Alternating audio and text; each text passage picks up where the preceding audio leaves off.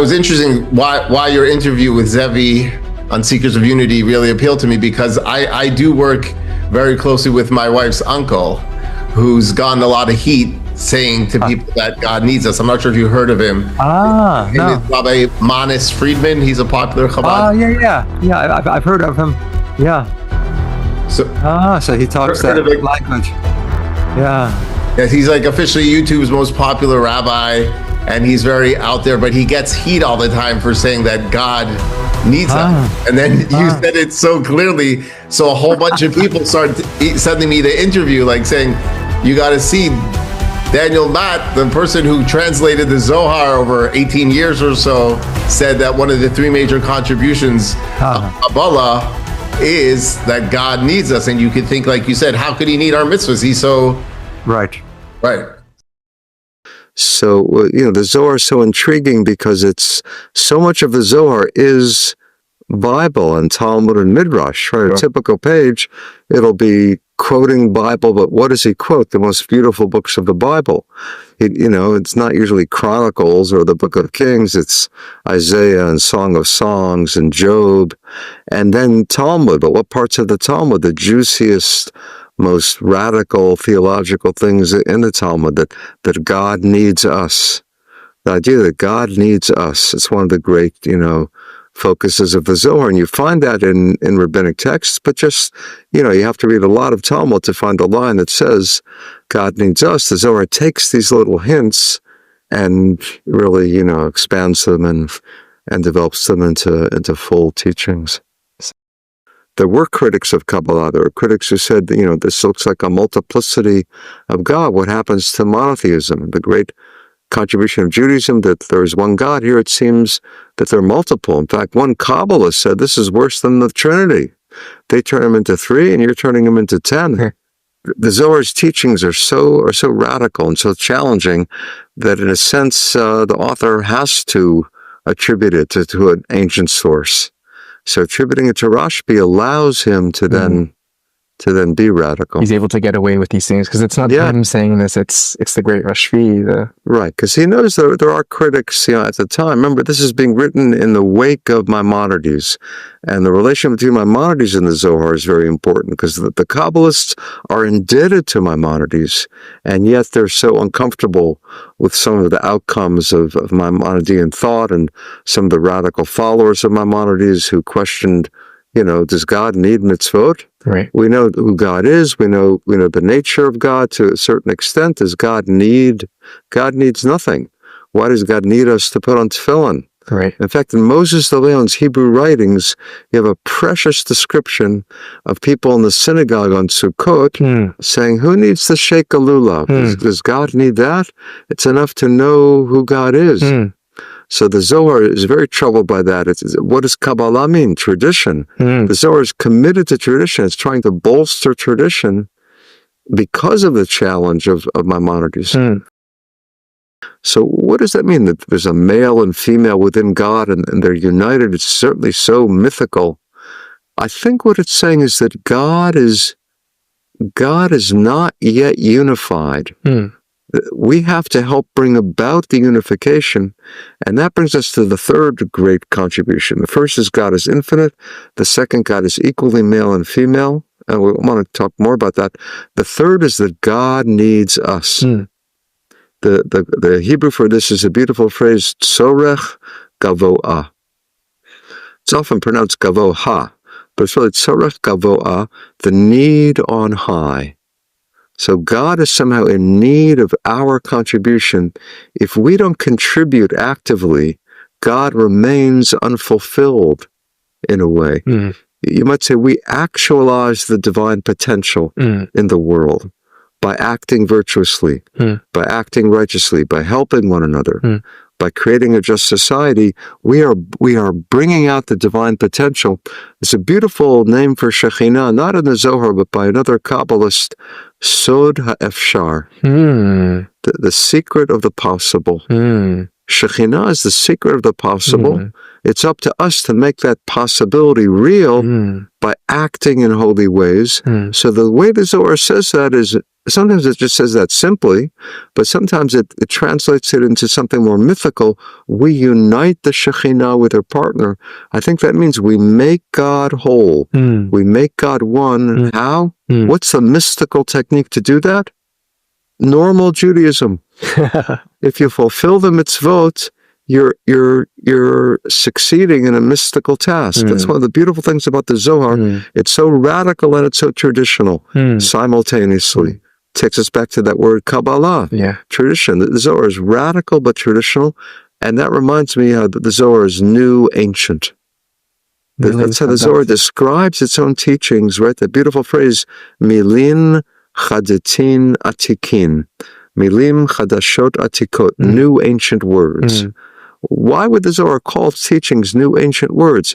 Maybe he's being a little playful here. Maybe he's saying, it's brand new. I'm writing it right now in the year 1285, more or less, but it's ancient. It goes back to Rabbi Shimon. Is it new or ancient? I'm writing it, but it's not me. Something's coming through me. Some ancient stream of wisdom is coming through. What seems new is actually ancient. So it applies to his own consciousness. It applies to the Zohar style. Aramaic is ancient, but he's making a new form of Aramaic.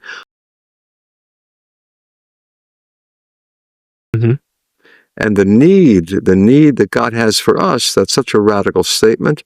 I think that means that we're partners with God. It's a way to understand covenant. Right. The covenant, which is so central to Judaism, that really means from this mystical perspective that not just that God gives to us, we give something to God, we empower God. Now this is a radical statement, but you find it already in the Talmud and the Midrash. You have, for example, Rabbi Shimon, right? The Zohar is attributed to Rabbi Shimon, and the original Rabbi Shimon, back in the Talmud, it's attributed to him as a beautiful statement. He quotes Isaiah, "You are my witnesses," says God. Rabbi Shimon says, when you are my witnesses, I am God. When you're not my witnesses, kiviyachol, as if it were possible, I'm not God. Wow. So already we have in rabbinic literature that we have the power to affirm God or to deny God, not just to deny our belief in God, but to disempower God. Right. So our consciousness, our commitment, our action activates that divine potential. Yeah, almost like God needs to be seen to feel real in some sense. What do you mean to be seen? To be witnessed, right? If we're a tree that falls in the forest that no one hears, have we really fallen? So that really takes us to awareness. Right? Awareness is really the key. Right. I think mysticism is really about awareness. Consciousness, you could say awareness, being aware of the presence, being aware of the divine presence is the religious discovery. I was watching the interview you did with my good friend Zevi Slavin, and we've done several podcasts together. And I was just wondering, for a number of reasons, but you mentioned that one of the major contributions of the Zohar was that God needs us, God needs our mitzvahs, avodas kavoah, which is a radical idea, obviously, because most people think that God doesn't need anything, he's perfect. Right. Omnipotent, omniscient. So I was just wondering if you could help clarify that, because I'm sure many people who are watching the interview are like, that's not even possible. God is perfect. He needs nothing. Yeah. I think it's really in tension with the Rambam, and the Rambam's so important for Zohar, because people often talk simplistically, the Rambam is a rationalist and the Zohar is mystical and the Zohar is out to attack the Rambam. And there certainly is tension, but the Kabbalists learn so much from the Rambam. And you could say, you could say that Ein Sof is really totally in line with the Rambam, right? He doesn't use that phrase, but really Ein Sof is basically what the Rambam's talking about, in terms of ultimate divine reality. So there, you really could say, there's no need, there's nothing incomplete, Ein Sof is all that there is. But in the realm of the Sfirot, basically you don't have a yichud, you don't have zivug unless there's this, itaruta dilatata, which so well from Shneur Zalman and Torah Or. And so itaruta dilatata, itaruta dilaela, that's really, that's how the Zohar never says tzorach gavoa, but when it says itaruta dilatata, it's really saying that there has to be some stimulation from us through our avodah, and that, the way I say it sometimes, maybe this was in the interview, is a beautiful thing that every mitzvah is an aphrodisiac for the divine love. So the Kodesh Baruch Hu and Shekhinah can't really unite unless there's some arousal. You could say the arousal comes from Shekhinah herself, but it certainly also comes from our mitzvot. But that's only that it's needed and the level of the sfirot. You're saying it doesn't exactly. So it doesn't go higher than that or deeper than that. Exactly. So the thing is, what's really going on with sfirot and Ein Sof, which is it? It's like the Zohar wants to have its cake and eat it too. It's like ultimately there's only Ein Sof. In fact, there's a beautiful thing in the Zohar. It says, the sfirot have a reality misitra dilan, right? From our angle, from our perspective, the sfirot really exist, kiviyachol, in and of themselves. But really, when you come down to it, it's only Ein Sof. All there is Ein Sof. And that certainly fits with, with Tanya and everything in Chabad.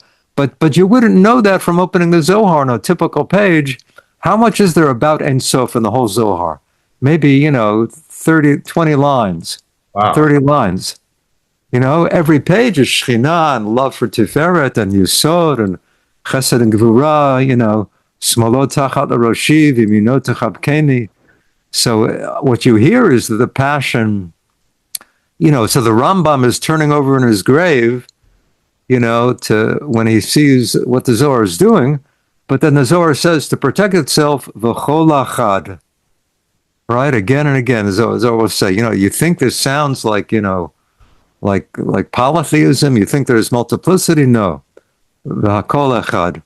So it says that, but as I say, a typical page of the Zohar, you don't get the sense that that the Sefirot are just from a human perspective. So the Zohar doesn't really, you said, talk about the Ein Sof. I mean, rarely. My favorite thing in all of Kabbalah is ayin. Right. Ayin with an aleph. So it'll be Bitul Hayesh. Right. So everything in Chassidut, but Bitul Hayesh, that comes from ayin. So for the Zohar, ayin is basically keter. Right? Ayin is keter. So ayin is the transition from Ein Sof to the Sfirot. So that to me is the most amazing thing, ayin.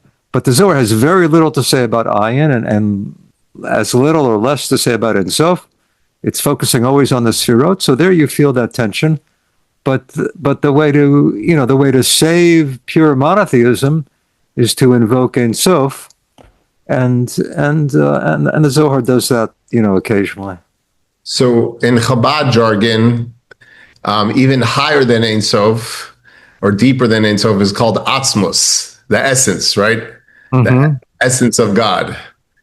So when I was listening to the interview, and you were saying, the contribution of the Zohar is talking about that God needs us. You were saying towards the end, you think, how could God need us to shake the lulav or put on tefillin, right? God seems to be infinite and especially his essence. So is it fair to say that in God's essence, we can't really know anything? Is that what the Zohar seems to imply? Yeah. I mean, I wouldn't make a distinction between, Atzmut and Ein Sof. I'm saying, if you find that in Chabad, b'vakasha. But for Zohar, Atzmut is maybe another way. They don't use that term, but Atzmut, it's hard to say there's something beyond Ein Sof, right? Ein Sof is infinite. But yeah, what you're saying, I mean, the unknowability, that's what appeals to me about ayin too. So the Rambam, the Rambam would agree with that totally. Right? So this negative theology is so beautiful in the Rambam. Don't say what God is, say what God is not. And he actually says, the more you negate about God, the closer you come to knowing God. And the Zohar, the Kabbalah, just takes that to the extreme to say, well, let's just say God is ayin. God is not, it's not nothing, it's no thing. God is not. But usually when they use that term, what they really mean is what you're saying, that God's unknowable. Right. The problem that I've always had, whether it was learning Chabad Hasidus or the Rambam, ultimately, when you get to God in himself, in his essence, he becomes unknowable and he like sort of fades to black. So right. It's like, who are you relating to? Who are you loving with all your heart and all your soul and all your might if he's just nothing, like no thing, as you're saying, which makes it very hard to have a relationship with. Right. So there it's really, that's where Bitul Hayesh comes in, that really only, if you let go of yourself totally, then it's not like you're knowing God separately, but you're melting into the divine. And you have the most radical moments in Chabad, as far as I know. I haven't studied Chabad recently, but I used to, be in love with Torah Or. And so, those are the Magid. The Magid certainly speaks of this. For him, ayin is experiential. In Kabbalah, you get the sense that ayin is somehow up there, as Keter. But what the beautiful thing about Chassidus is that ayin becomes a psychological reality. So the ani, right? Take Aleph Nun Yud, so the ani becomes ayin. That I call that ionize. To ionize the self. At that point, you're in that divine stream. So it's hard. You really can't say something separate from where you are or what you are, but it's a unitive knowledge. It's an experiential knowledge. It's da'at. And it's just interesting because I was learning the fifth Rebbe of Chabad, the Rebbe Rashab. He said a dramatic line, one Simchas Torah, that kol ha-mitzvahs misyachsis el ha'atzmus, that all the mitzvahs are directly linked to the essence of God, and even the Jew is mushrosh in atzmus, is rooted in the essence of God, and even the Rebbe obviously took it to a whole new level of constantly talking about the essence of God, which was a new horizon. Right. I was interested why your interview with Zevi on Seekers of Unity really appealed to me, because I do work very closely with my wife's uncle, who's gotten a lot of heat saying to people that God needs us. I'm not sure if you heard of him. No. Rabbi Manis Friedman. He's a popular Chabad. Yeah. I've heard of him. Yeah. So he talks that language. Yeah. Yeah, he's like officially YouTube's most popular rabbi, and he's very out there, but he gets heat all the time for saying that God needs us. And then you said it so clearly. So a whole bunch of people started sending me the interview, like saying, you got to see Daniel Matt, the person who translated the Zohar over 18 years or so, said that one of the three major contributions of Kabbalah is that God needs us. And you could think, like you said, how could he need our mitzvahs? He's so... Right. So like, that really got our attention. Yeah. It's amazing, Moshe de Leon, and he certainly is central in whatever way. But with Zohar, one of his Hebrew writings, he describes people in Shul on Sukkot saying, who needs a lulav? Does God need me to shake the lulav? So the Zohar is really responding exactly to that. So the Zohar says, no, by, every mitzvah has its effect on the zivug. Right, but is it only on the level of sfirot, or it really affects him? That's where we always run into problems, because if it's only affecting him on a external level or a level of manifestations of the sfirot, then it's sort of still lacking in the closeness and the depth of relationship, right?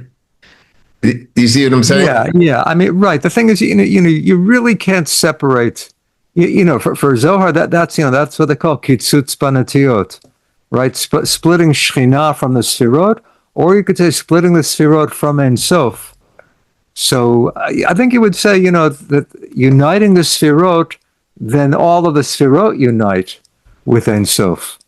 So you are having an effect on Ein Sof, but you could say more that, you're actualizing the potential yichud. The God needs us to make the yichud real. But the problem is, let's just take the flip side of that. Let's say we don't make the yichud real. Let's say we don't shake the lulav on sukkah, on sukkahs. How does that affect God? Is he missing now? Is he lacking? Yeah, so that somehow prevents the union. And would you either promote the union of the divine couple, or you cause a separation or a divorce. So the extreme of that is galut. Galut is when Kadosh Baruch Hu and Shekhinah are separated, and Shekhinah maybe is sharing in Israel's galut, but she's separated from her beloved. And the way to heal that, the way to remedy that, is to perform the mitzvot. Then you end the galut. You reunite the couple. Right. Because there's a great line from, I maybe said this to Zevi. It's a great line from Voltaire. He says, "If God created us in His image, we've returned the compliment." Wow. Right. Yeah. So, like, you could say the Sfirot are a human projection to a certain extent.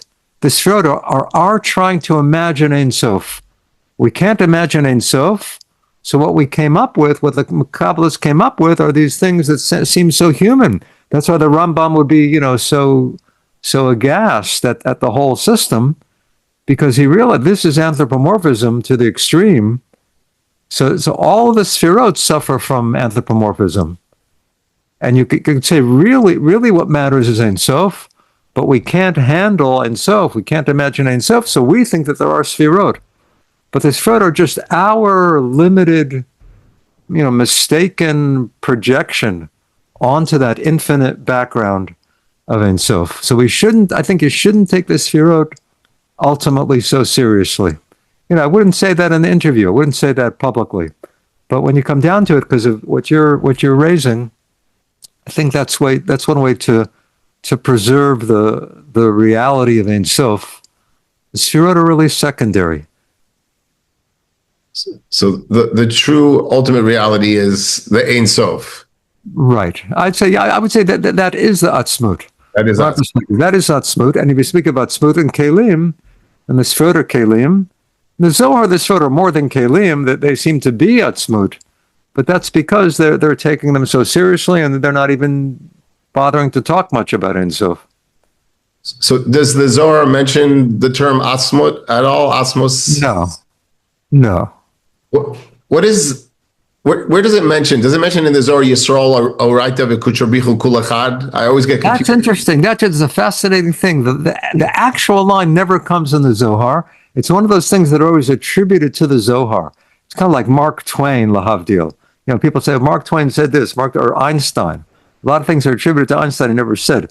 So the Zohar doesn't say that, but the Zohar says, Yisrael v'Kutrabichu Chad, Yisrael v'Oraita Chad, Kutrabichu v'Oraita Chad. The three of them together, it never says explicitly. It comes close to saying it a couple times. The first person who ever said it, Tishby identified this, is Ramchal.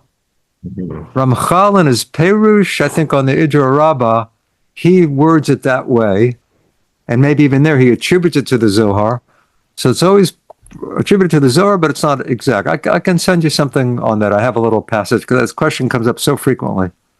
Right. But there are other things too. You'll hear the Zohar says this, the Zohar says that, and sometimes it's not there. Because what we always learn in Chabad Chassidus is Tlas Kishrin Da Beda. There's three things which are attached, and the question is, why does it have to have three? It should just be two. And then it's explained that there's one which connects the Jew to the Torah, even with the Jew to God, even without the Torah. So it's brought down quite often. I was never sure where exactly it was. Yeah, no, so that wording is what you find in the Zohar. It's something like that. Tlat Kishrin.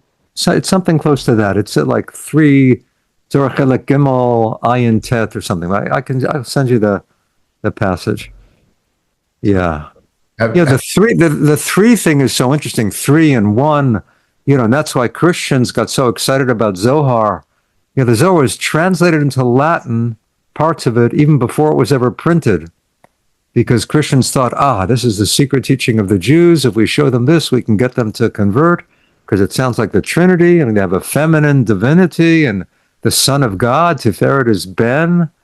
You have Ben and Abba and Ima, Abba, Ima, Ben. So it seems so, Christological. So obviously that the Zohar isn't teaching, Trinity, but I think the Zohar is I think the most accurate thing is it's a parody. The Zohar is parodying Christian theology. It's almost saying, we don't need that. We have our own. We have our own, not our own Trinity. We have our own triads. But everything in this road is triads, right? Right. You can't get around it. And the Zohar says, Tflat inun chad. Right? Mm-hmm. You could find the exact same thing in Latin. Wow. Tflat inun chad. You never have that before the Zohar. It's one of the reasons the Zohar, it's 13th century. Nobody says in the Talmud, Tflat inun chad. But he's parodying Christianity, saying, we don't need that. We have our own. Wow, yeah, this could be a little dangerous. People get a little confused because totally. That's why Christians, they thought this is going to help us convert the Jews. In fact, that's really this whole thing. Christian Kabbalah. There were people in the Renaissance who were so excited by Kabbalah they would hire Jews to teach them Zohar because they thought this is going to help us convert the Jews. Is that why people were not allowed to learn Kabbalah until they were older? Or is that also not? I'm sure that's part of it. I think it's the erotic element and maybe the Christological parallels. Abulafia actually says this is where the Sfirot. He believed in the Sfirot, but kind of in his own way. And he said the way the Kabbalists are talking about the Sfirot, this is worse than the Trinity. They turn them into 3. You're turning them into 10. Right. It's actually, he criticizes it so it's fascinating. It's fascinating. Did you ever have any interactions with the Rebbe back in the day?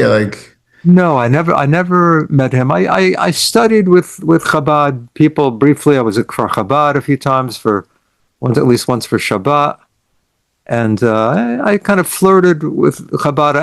At first I was really interested in Chassidut more than Kabbalah. The reason I got into Zohar was studying Chassidus. They'd always quote something from the Zohar, a phrase, or it's Aruta. I said, what is this? So my junior year abroad in Jerusalem, I started studying Zohar at Hebrew University. I took beginning Zohar and advanced Zohar at the same time because I knew I had 1 year. And I was totally lost in advanced Zohar. But that didn't matter because I was also lost in beginning Zohar. But I studied with a Mekubal, a guy, Tolediano. It's a Mekubal from Tel Aviv, and studied with him a little, and for Chabad. And what I really liked was the Baal Shem Tov and the Magid, and then the Magid students. So because I was into the Magid, and the Chabad was so prominent, so I studied some Chabad. But then I kind of fell in love with Zohar, and that took me over. How long have you been phrasing the way that you did in the interview that God needs us? God needs us. Yeah, I think for a long time, but just with podcasts and social media and stuff, more open, more public. So whenever I teach at a shul, I do scholar in residence. I'll often say that these 3 things, Ein Sof, Shechina, Tzorach Gavoa. So I usually say that. And you never got major pushback? How dare you say God needs us? This is more in, conservative Reform synagogues. Orthodox synagogues, I'm not really invited because I'm not really from. Okay. So that most Orthodox synagogues wouldn't invite me. But I'm in touch with Orthodox rabbis and my people in my family are Orthodox shuls. My son is an Orthodox shul in St. Louis. And there I might get to teach because I'm his dad. But yeah, no, I teach it openly. The thing is, I'll tell you the more radical thing. I don't know if I said it to Zevi. This is the most radical thing. This is so shocking. This I usually don't say, but no, these days I say it even. The thing about so of those 3 things. So Ein Sof is amazing, and Tzorach Gavoa is amazing, but in some ways Shechina is in some ways the most radical because God is so masculine, right? In all Western religion, Christianity talks about Mary, but Mary is not divine. Anybody who says Mary is divine, that's really apicorsis for a Christian. You venerate Mary, but you can't worship Mary. So Islam, God is masculine. Christianity, God is masculine. Judaism, God is masculine. So to say that God is half male, half female, I mean, of course, Shekhinah isn't invented by the Kabbalah, right? She's all over Midrash, Talmud, but she's not really the wife, right? You never have Shekhinah and the Kodesh Baruch Hu in love. If you a statement like that, you're reading Kabbalah, right? You wouldn't find that in Midrash or Shas. But so for the Zohar to say that God is male and female, to me that's radical. But what's amazing is this. You could say that's radically new, right? It's radically new to say that, but in some ways it's more ancient than the Torah. Because of what? Because of Asherah. Right? And the Bible is out to get Asherah. Right? You never find something positive about Asherah. Right? But Asherah is the goddess. And the Bible is fighting against the goddess. And somehow, via Shekhinah, the goddess reemerges in the heart of Judaism. That, to me, is the most radical thing. In fact, Sholem has an amazing phrase. Sholem says it's the revenge of myth. I don't know if he applies that specifically to Shekhinah. I think so, but he says that in general about certain things in Kabbalah. Okay, so this is the shocking thing. The Zohar says the original name of Shekhinah was Asherah. Wow.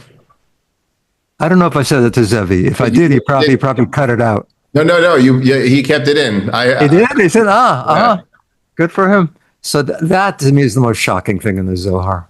But I just want to go back to the God needs part for a second, because when Rabbi Maimonides Friedman said it and has repeated many times over the last 10, 15 years, especially, he's gotten major pushback. That's heresy. That's apikorsis. People quote the verse from, Eov, from Job, in Tzedakta,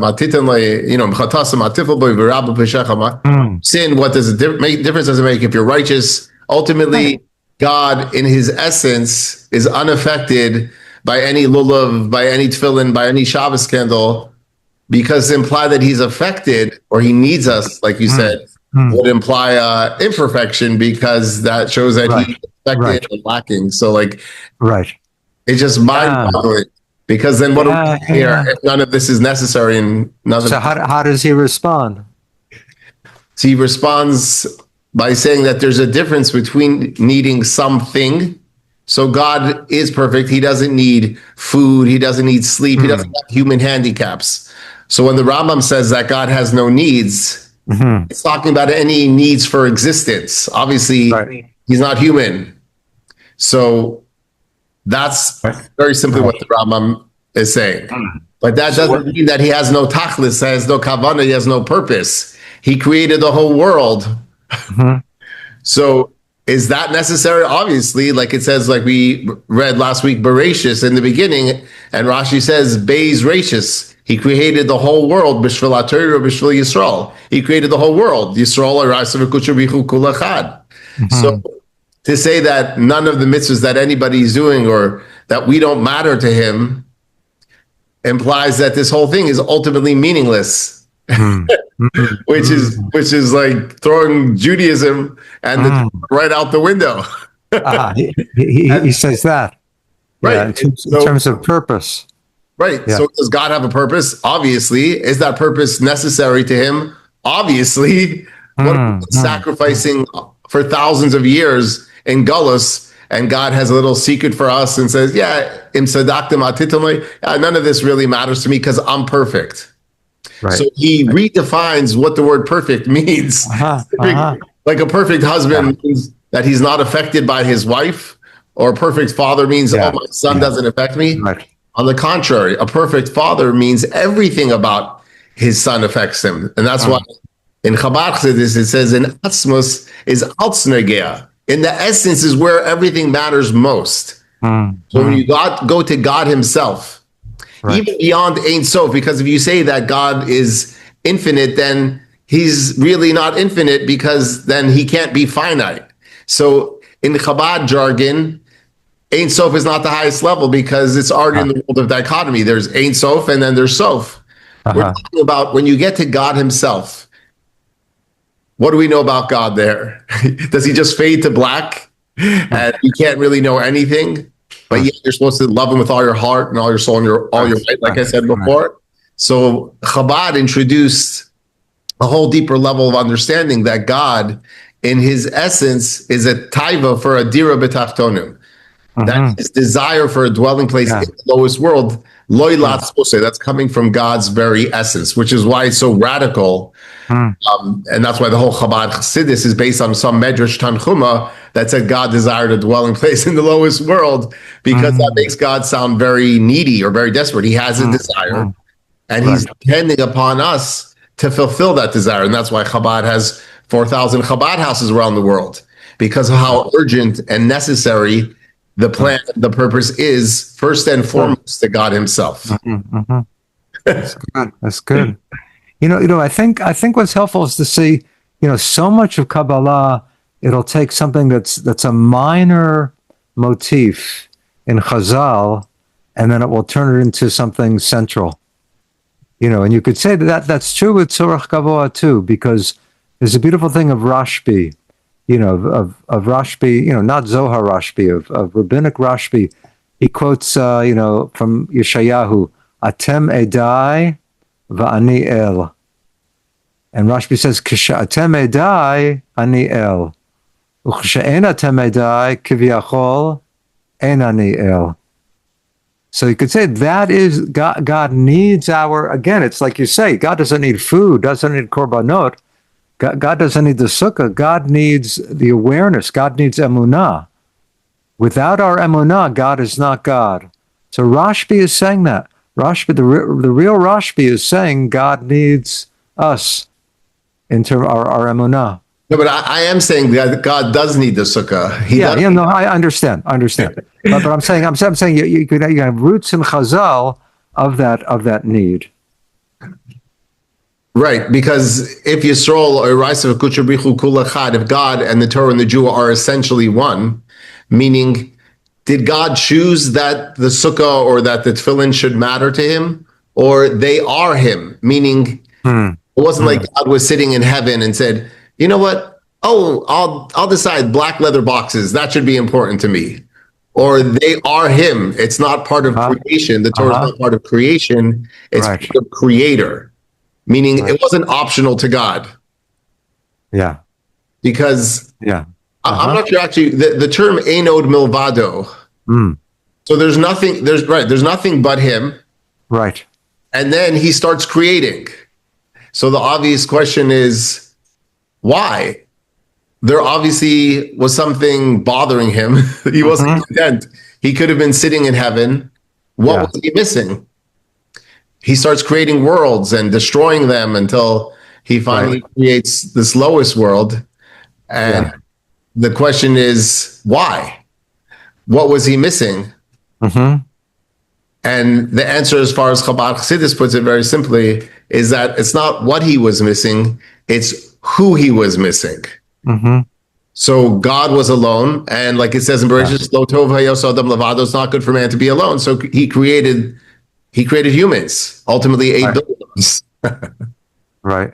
So does Right. So does that make him less perfect that he needed someone? No, that's the greatest perfection in the world. Like someone says, I'm a bachelor, I don't have to get married, I'm perfect, I'll stay alone my whole life. Or is that damaged? The need to get married, the need for someone, is coming from the humility and the perfect place. That's why I think in Tanya, it often quotes, and the place that you find God's greatness, there you find his humility. It's I think a Gemara, Megillah or Tainus, that it's the humility of God that he needs us, like you said so beautifully in the interview. Good. Amazing, huh? Amazing.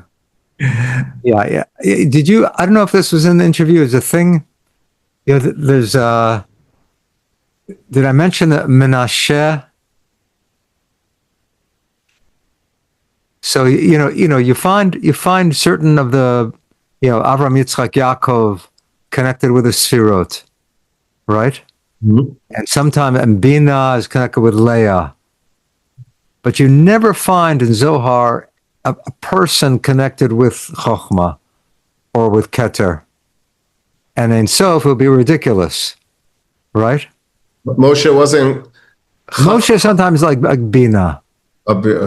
but higher than Bina, I don't think ever in the Zohar. Okay. Chochmah's father, Bina his mother, but in terms of a personality, never beyond Bina, and certainly not Keter. And Sof would be ridiculous. But this one Makubal, the guy I did my dissertation on, David ben Yehuda Hasid, he says, no, there is a person who symbolizes Ein Sof in Tanakh. Who is it? Menashe. Wow. Why Menashe? Because Kinashani Elohim. Wow. So he says about all the Sfirot, you can know something. You can know this quality, you can know the connection, this where it fits in the dynamic. And Sof, the only way to know anything about it is to forget everything you know. Mm-hmm. So Menashe symbolizes it. Isn't that beautiful? Beautiful. Wow. Right. Inashani Elohim. So the term Avodah Tzorach Gavoah, you said, doesn't appear in the Zohar itself? So, Tzorach Gavoah doesn't, but it's in Chazal, but in a different sense. It's a halachic sense, halachic category is Tzorach Hediot and Tzorach Gavoah. But it's not in this, theological and not in this mystical sense. But, because the Zohar is, has really hardly any Hebrew. Sometimes it'll slip into Hebrew. Mm-hmm. But, but you never have it. I think it's really the Itaruta dilatata. Without Itaruta dilatata, late Itaruta dilaela, ella Itaruta dilatata. So that's kind of the closest that comes. Wow. Thank you so much.